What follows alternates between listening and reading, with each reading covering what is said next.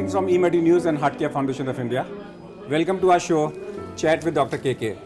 Today we are going to have a chat with Dr. Ashok Omar, who is Director Non-Invasive Cardiology and Head Department of Heart Command Center at Emergency Services at Fortis Escorts Hospital. Welcome to our show. There was a time when we were doing only M-mode and 2D echocardiography, but now the time has come to do 3D. Do you feel that 3D now should become a routine in every case? I tell you, since we have started in cardiology, from you mentioned about the M mode, that time the machines were like M mode, we were just seeing the lines. When the 2D came, there were a lot of spectators. I recall when I was in third year, yeah, that's somebody brought a M mode screening to us, and we looked at it, and then we said, "वो पहाड़ के ऊपर में चिड़िया उड़ रही हैं." And that was told like a mitral valve. That was like a mitral valve. Yeah. So, but now the things when the 2D came, it was looking like a structures which we were told like a mitral valve, two leaflet, just like a one plane, and it was told like mitral valve. We learned mitral valve that way, and then we saw that this is a narrow orifice, and the same way the regurgitation, everything go on adding to it, like color Doppler added, and then more information with the Doppler. Now, if we look into the three-dimensional echocardiography, where the picture, what we see is exactly what is there inside your body. So it is actually a surgical view. It's actually speaking a surgical view, and future lies in the recognizing the things. Like if you look into any abnormality, like if we say mitral valve prolapse, you really will see a bump in the leaflet of the mitral valve. If you say there is a perforation, you will see the perforation from all the angles. So for doing a good 3D, we opt to have a good 2D exam. Yeah, of course. This is a good 2D window. This is in addition.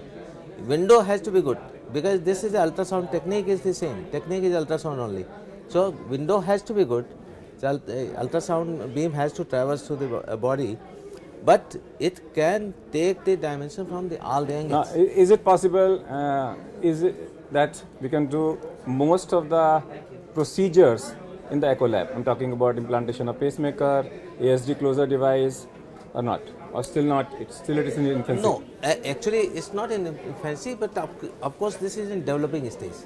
But most of the interventions are in the cath lab, and also in the intraoperatively also are basically being done on with the 3D echo guidance. And do you feel that ejection fraction is more reliable with 3D than with 2D? Obviously, because ejection fraction you will see from it's not like if the apex is ballooning, you can't really take the ejection fraction from all the sites, and even the local aneurysms also. And many mitral regurgitation, you were calling them mild, came out to be moderate, and you were calling them moderate, came out to be mild, when we shift from M mode to 3D. Because you see, you can like vena contractor, you can see it from all the angles.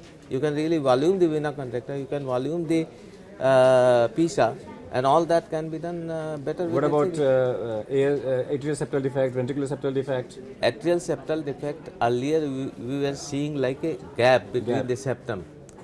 Okay. But now you can see the whole rim. And now you can see the whole rim. You can see the real aperture.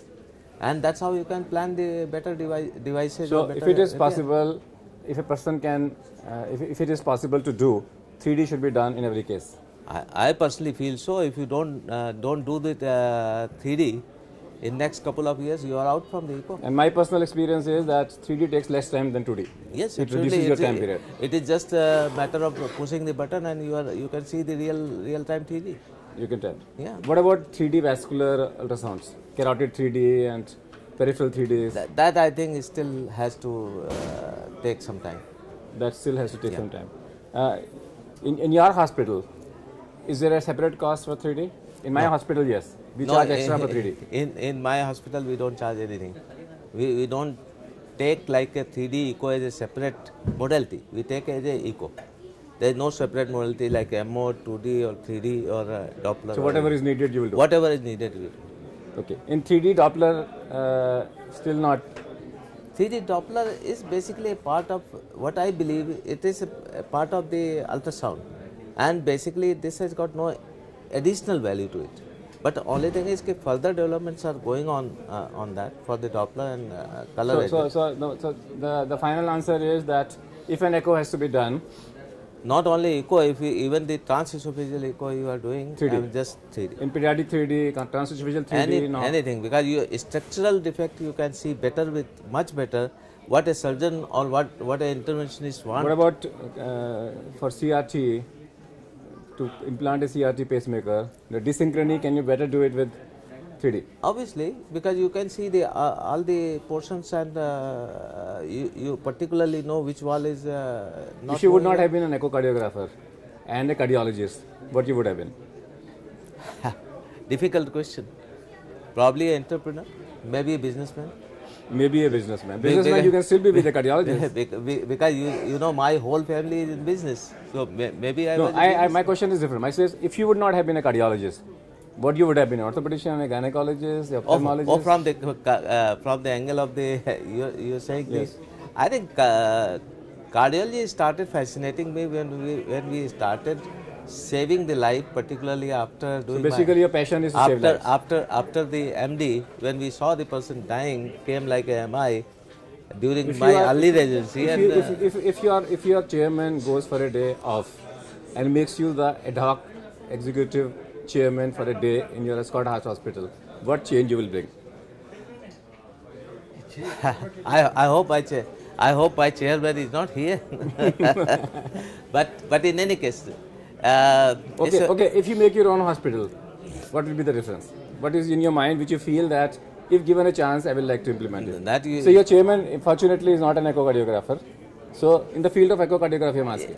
No, as a whole, if I say if I am a chairman of a hospital, I will definitely look into. I will provide service for the both part of the society, because I see that lot many persons come in the hospital, say to tune of more than 50-60%, who really, if they hear the cost of a thrombolysis also, they can't afford.